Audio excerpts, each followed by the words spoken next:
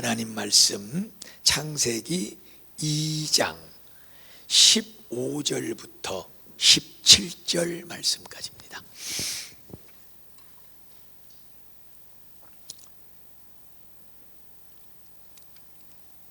창세기 2장 15절부터 17절 말씀 함께 읽습니다. 여호와 하나님이 그 사람을 이끌어 에덴 동산에 두어 그것을 경작하며 지키게 하시고, 여호와 하나님이 그 사람에게 명하여 이르시되, 동산 각종 나무의 열매는 네가 임으로 먹되 선악을 알게 하는 나무의 열매는 먹지 말라. 네가 먹는 날에는 반드시 죽으리라 하시니라. 아멘. 오후 예배는 우리 모든 유치부에서부터 중고등부 또 우리 소림학교 학생들, 장애를 가지고 있는 학생들 매 주마다 우리 신학균 장로님 또 교사들 한 3분 4분 이렇게 해가지고 예배를 한 25명 평균 그렇게 주일마다 모여서 정신적인 또 신체적인 장애를 가진 우리 귀한 영혼들이 예배를 드리고 있습니다. 그래서 모든 말씀이 똑같아요. 본문도 같은 본문이고 주제도 같고, 그래서 우리 어른들도 그 본문과 그 주제를 가지고 오후 예배는 지금 이제 지난주부터 말씀을 받고 있습니다. 그런데 아마 이제 강사님들을 초청을 할 때, 올해는 조금 외부 헌신 예배 때마다 외부 강사님을 좀 초빙해서 우리 성도들을 좀 더 은혜 받게 해야 되겠다, 그런 마음을 가지고 있습니다만은, 그래서 오후의 말씀은 그런 같은 주제로 아이들도 손자들도 오늘 오전에 이제 다 말씀 듣고 하는데, 오늘 말씀은 언제 말씀이냐 그러면 다음 주 말씀이야. 내가 한 주 전에 미리 말씀을 드리는 이유는 우리 교사들이 많이 계셔서 또 들으시고 또 공과 준비하고 하는데 도움이 되라고 이렇게 한 주 전 것을 미리 말씀을 드리는 것입니다. 오늘 주제는 참순종. 이제 무슨 의미인지 알겠죠? 오늘 본문이 다른 거 아니잖아요. 선악을 알게 하는 열매, 따먹지 말아라. 따먹으면 정녕 죽게 될 것이다. 그렇게 선악을 알게 하는 나무의 열매는 먹지 말라. 네가 먹는 날에는 반드시 죽으리라 하는 이런 하나님의 말씀이 나오고 있는데, 순종하자 하는 이런 이제 주제가 되는 거죠. 기차가 어디 위로 달려야 됩니까? 철로. 양 2개의 기찻길이, 철길이 쭉 2갈래로 나 있죠. 만약에 그 기차를 아무리 기차가 좋고 힘이 세고 해도 그 기차를 철로가 아닌 딴 데다가 그냥 땅바닥에 내려놔봐, 고속도로에다가 쫙 길게 내려뜨려놔봐, 달릴 수 있어요 없어요? 못 달립니다. 그리고 또 자동차가 운전을 하고 가는데, 아무리 비좁은 길이고 조금 비포장도로고 안 좋은 길이어도 길이 나 있어야 돼.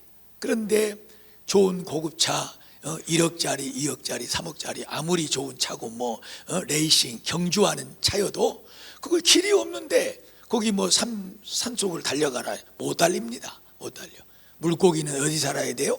물속에 살아야 되고, 새는 창공을 2날개를 펴서 활활 날을 때 가장 자유롭고 그 속에서 모든 것을 누리게 되어 있습니다.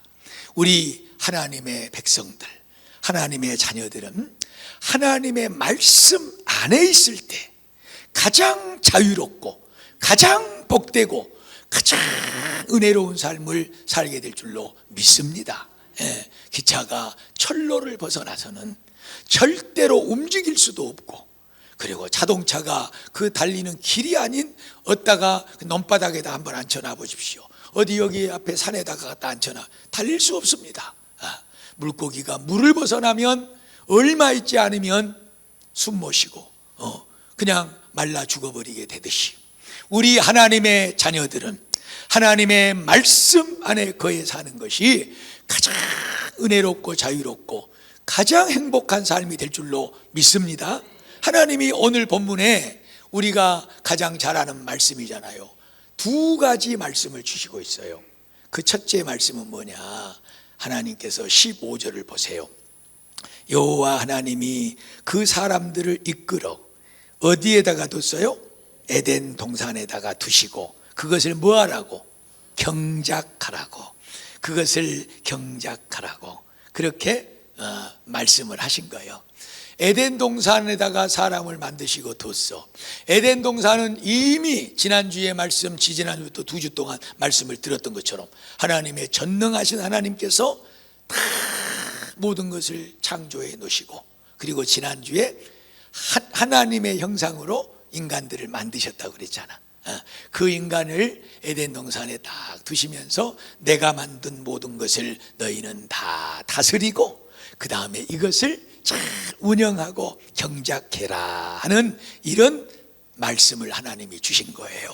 그러니까 오늘 첫째로 우리가 다시 한번 마음에 새기고 더 기도하고 하나님의 뜻을 따라야 되는 것은, 이 만물은 하나님께서 복되게 만들어 놓으신 하나님의 피조물인 줄로 믿습니다. 그 어떤 것 하나도 사실은 하나님의 창조의 입장에서 볼 때는 잘못된 것이 없습니다. 그리고 부족한 것이 없습니다. 나쁜 것이 없습니다. 저희 이제 집사람이 유치부에 들어가서 어린아이들 설교를 하거든요. 어린아이 설교를 하는데 그 아이들 설교 준비할 때 똑같은 주제를 가지고 이제 준비하면서 거기 공과 설교 내용이 이제 어떻게 되어 있냐 그러면 그 설교하라고 설교를 이제 내용을 써놓은 이제 목사님이 그 내용을 써놨겠죠. 그런데 어떤 곤충 하나도 어떤 풀 한 포기 하나도 우리가 이것을 해치거나 또 뽑거나 이렇게 하면은 안 된다. 모든 것은 하나님의 피조물이고 하나님이 창조해 놓으신 것이기 때문에 이게 참 어려운 거예요.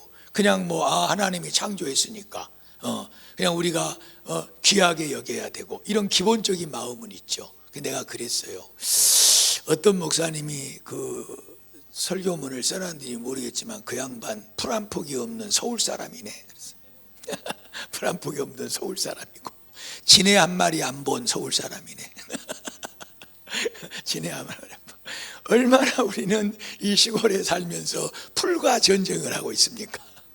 밭두렁에 논두렁에 그냥 그 여기저기에 얼마나 사나운 풀들하고 우리가 전쟁을 하고 있고, 이런 벌레 저런 벌레 징그런 지네하고 싸우고 있고 이런 세상을 우리 살아가잖아요.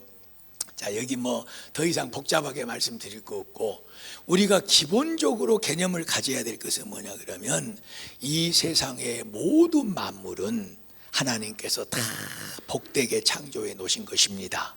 그럼 왜 그러지?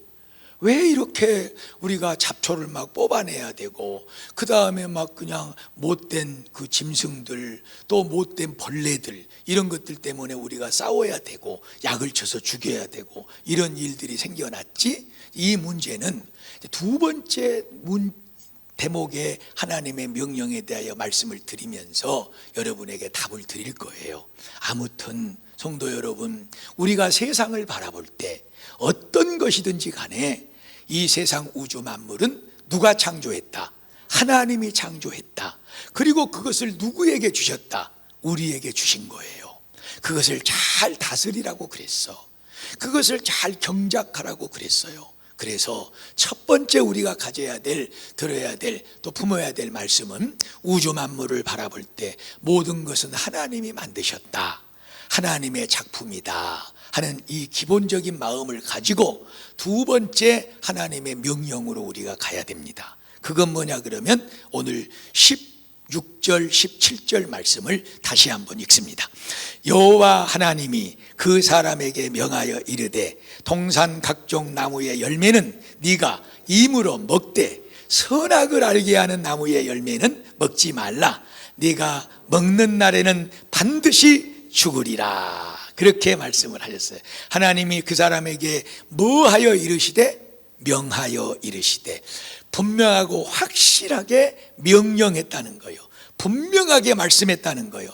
모든 동산의 것들을 다 다스리고 그 다음에 주관하고, 그리고 잘 경작해서 너희가 먹되, 너희 마음대로 먹되, 임의대로 뭐 먹고 싶은 거 먹고, 또 좋아한 거 먹고, 또 안 먹고 싶은 건 안 먹고 하고 너희들의 임의대로 하되, 그러나 분명히 알아야 되고 분명히 지켜야 될 것은 동산 중앙에 있는 선악을 알게 하는 나무의 실과는 먹어라 먹지 말아라, 먹지 말아라, 먹지 말아라. 먹으면 어떻게 된다고? 정령 죽으리라. 정령, 하나님의 말씀입니다. 하나님의 명령입니다.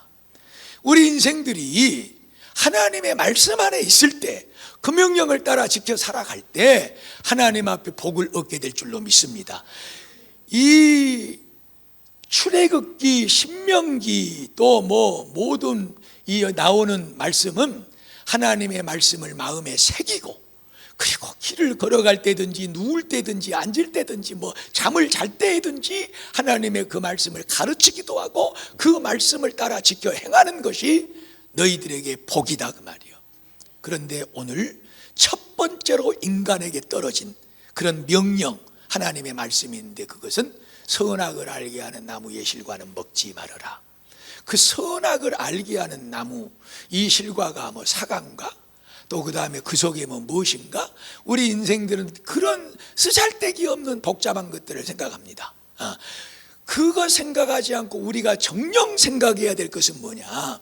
하나님의 말씀이 그 실과를 먹지 말아라고 그랬다. 여기에 우리 마음이 있어야 될 줄로 믿습니다. 먹으면 어떻게 된다고? 죽는다고. 그런데 인생이 순종했습니까? 안 했습니까? 안 했다는 거예요. 자, 여기서 하나님 나라의 큰 원리를 말씀드리고 오늘 말씀을 마치려고 그래요. 하나님 나라의 큰 원리. 하나님의 나라라고 하는 것은 뭐냐? 이 지금 우리 교회 학교 학생들이, 그리고 이 오후 예배 시간의 말씀의 주제가 뭐냐 그러면, 성경 속에 있는 하나님의 나라, 성경이 가르쳐주고 성경이 알게 하는 하나님의 나라, 우리 성도들이 누리는 하나님의 나라가 무언가 하는 이것이 큰 주제예요. 그래서 하나님의 나라라고 하는, 하나님의 나라는 다른 말로 바꿔서 말하면 천국. 그 하나님이 우리에게 주는 천국의 나라는 뭐냐? 이것을 성경에서 배우고 그것을 누리는 거예요. 하나님의 나라의 가장 중요한 것은 뭐냐 그러면 하나님이 다스리는 나라입니다. 하나님이 통치하는 나라입니다. 하나님의 말씀의 법을 따라 사는 나라가 하나님의 나라입니다. 그래서 하나님께서 그 당시에는 다른 어떤 것도 주지 않았어. 딱 하나, 모든 것을 임의대로 해라. 그리고 하나만, 선악을 알게 하는 나무의 열매는 먹지 말아라.